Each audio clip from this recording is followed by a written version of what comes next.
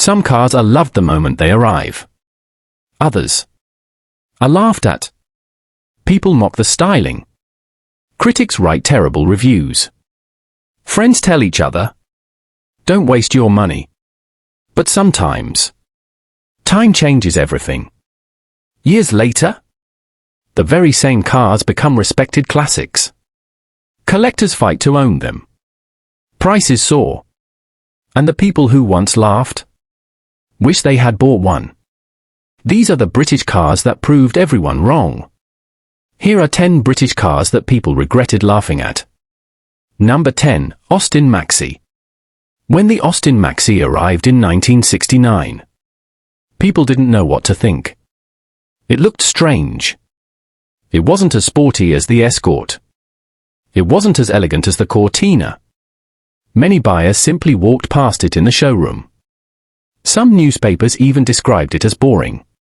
For a while, the Maxi became the car people loved to criticize. But the owners told a different story. The cabin was huge. The seats folded completely flat. Families packed camping equipment, furniture, even bicycles inside. Mechanics discovered something else. The Maxi was surprisingly tough. Many covered well over 100,000 miles with regular servicing. While trendier cars disappeared, thousands of Maxis quietly carried British families for years. Today, classic car enthusiasts finally appreciate what the Maxi really was. Not exciting, but one of Britain's most practical family cars. Many people who laughed at it in 1969 would happily own one today. And if you think the Maxi changed people's minds, the next British car was mocked for looking too small until it started beating much bigger cars.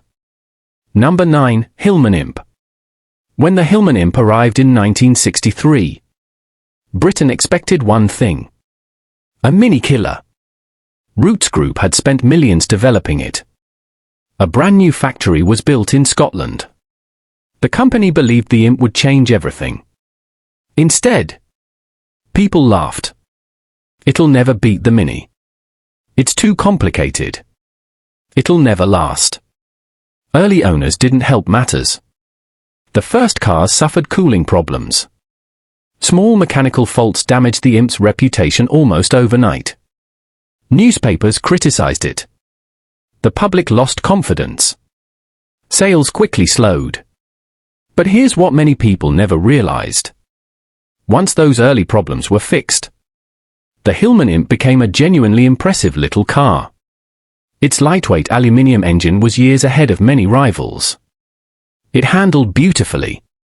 Rally drivers loved it. Private racers discovered it could embarrass much larger cars on twisting roads. Even today, many classic car enthusiasts believe the Imp was one of Britain's most underrated small cars. The problem wasn't the car. It was the terrible first impression. By the time people realized how good it actually was, the Mini had already won the battle. Thousands of Imps disappeared into scrapyards. Now, collectors search desperately for good examples. The people who laughed at them would pay serious money for one today. And if you think people judged the Imp too quickly, the next British car became the biggest joke in Britain before eventually becoming one of its most famous classics. Number 8. Austin Princess. When the Austin Princess arrived in 1975, people expected a revolution. British Leyland called it the future of British family motoring. But many people simply laughed. It looks like a wedge. It doesn't even have a proper boot. It'll never replace the Cortina. The Princess became one of Britain's most criticized new cars. Unfortunately, its reputation wasn't helped by poor build quality. Owners complained about electrical faults, panel gaps, and the usual British Leyland reliability problems. Most buyers walked away. But the people who actually owned one often had a very different opinion. The ride was exceptionally comfortable. The cabin felt enormous. Long motorway journeys were effortless. Taxi drivers especially appreciated how comfortable it remained after hundreds of miles every week. Today, many enthusiasts believe the Princess deserved far more respect than it ever received. It wasn't perfect, but it certainly wasn't the disaster people claimed. Time has been much kinder to the Princess than the critics ever were.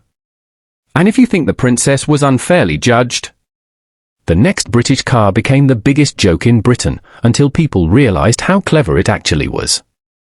Number 7. Reliant Robin. Almost everybody knows the Reliant Robin, even people who have never driven one. Why?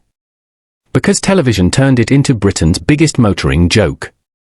Countless comedy shows showed Robins rolling over. People laughed before they even saw one. Its reputation became a punchline. But here's the truth. Most owners loved them. The Robin was incredibly cheap to run. Insurance costs were low. Fuel economy was excellent. Small business owners bought thousands. Delivery drivers depended on them every single day. For many people, the Robin wasn't a joke. It was reliable transport that simply made financial sense. Sadly, the comedy image became so powerful that it completely overshadowed the car's real strengths. Sales gradually disappeared. Production finally ended. Today, the Reliant Robin has become one of Britain's most collectible classics. The same people who once laughed at them now stop to take photographs whenever they see one. And if you think Britain laughed at the Robin, the next car was mocked even more, before proving it was far better than almost anyone expected. Number 6. Hillman Imp. When the Hillman Imp arrived in 1963, Britain expected a mini killer. Instead, people laughed. The rear-mounted engine looked unusual. Early cooling problems hurt its reputation almost immediately. Many buyers dismissed it before giving it a real chance. But once those problems were fixed, the Imp revealed its true character. It was lightweight, handled beautifully, and its aluminium engine was years ahead of many rivals. Rally drivers loved it. Club racers discovered it could embarrass much bigger cars on tight circuits. Sadly, the first impression had already destroyed public confidence. Sales never recovered. Today, classic car enthusiasts often describe the Hillman Imp as one of Britain's most underrated small cars. The people who once ignored it now search years to find a good example. And if you think the Imp deserved better, the next British car spent years being called boring before owners proved everyone wrong. Number 5. Austin Maxi. The Austin Maxi wasn't exciting. At least, that's what everyone said. Journalists called it dull. Customers thought it looked awkward. Many walked straight past it in the showroom.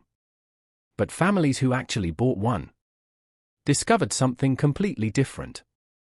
The Maxi had 5 doors when many rivals didn't. Its seats folded completely flat. Owners packed bicycles, furniture, camping equipment, even mattresses inside.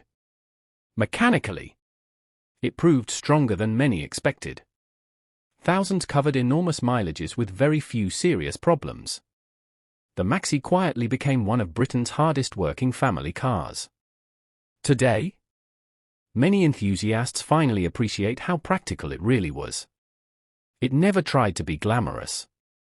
It simply did its job exceptionally well. And if you think practicality isn't enough to change opinions, the next British car proved that even a commercial failure can become a collector's dream. Number 4. Milligram X-Power SV. When Milligram announced the X-Power SV, people couldn't believe it. And Milligram building a supercar? Many laughed before it even reached showrooms. The price shocked buyers. Sales were tiny. Production remained painfully slow. Within a short time, the project ended. Most people declared it a complete failure. But then, something unexpected happened. Because so few were built, the X-Power SV became incredibly rare. Collectors suddenly wanted one. Values began rising. The same people who once mocked it started calling it one of Britain's most exclusive modern performance cars. Today, owning an milligram X-Power SV means owning a piece of British motoring history. Sometimes, the rarest failures become the biggest success stories years later. And only 3 cars remain, including one that millions of Britons laughed at for decades. Number 3, Morris Marina. No British car was mocked more than the Morris Marina. Motoring journalists criticized it. Comedians made jokes about it. Enthusiasts called it outdated before it had even finished its first year on sale. People claimed it couldn't compete with the Ford Cortina. Yet ordinary British families saw something completely different. The Marina was affordable, simple to repair, cheap to maintain. Almost every local garage knew exactly how to fix one. Taxi drivers trusted it. Company fleets bought thousands. In fact, more than 1.2 million Marinas were built. A truly terrible car could never have sold in those numbers. Today, many enthusiasts admit the Marina received far more criticism than it deserved. It wasn't exciting, but it faithfully served millions of British families. And the people who laughed at it now smile whenever they see one at a classic car show. And if you think the Marina's reputation was unfair, the next car was criticized even more, despite becoming one of Triumph's finest sports cars. Number 2, Triumph TR7. When the Triumph TR7 appeared in 1975, people expected Britain's next great sports car. Instead, many laughed. Its wedge-shaped styling shocked traditional Triumph fans. It doesn't even look like a proper TR. It'll never replace the TR6. Then early quality problems made things even worse. Sales never matched expectations. Many believed the TR7 was a complete failure. But years later, opinions completely changed. Owners discovered a car that handled beautifully. Long-distance touring felt comfortable. The V8-powered TR8 version became highly desirable. Today, the same styling people once hated has become one of the TR7's biggest attractions. Classic car values continue rising. Many enthusiasts now believe the TR7 was simply born at the wrong time. And now, only one car remains. The British car that became famous around the world. Only after its company had already disappeared.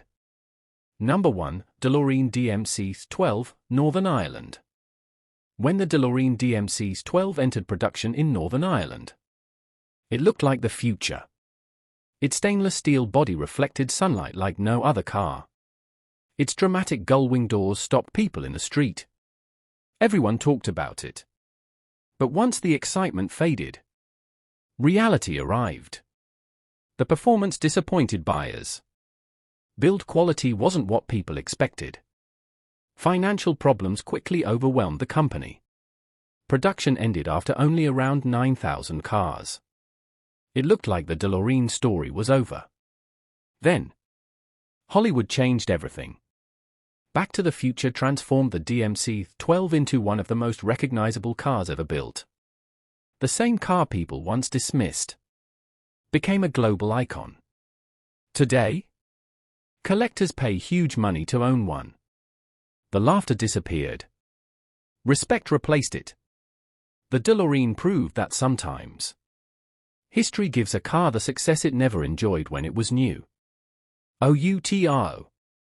Some British cars were criticized far too quickly. Others simply arrived before people understood them. Today, many of these once-forgotten cars are admired far more than they ever were when they were brand new. Which one do you think deserved an apology from British motorists? Let us know in the comments, and don't forget to subscribe to UKTorque for more classic British motoring stories every week.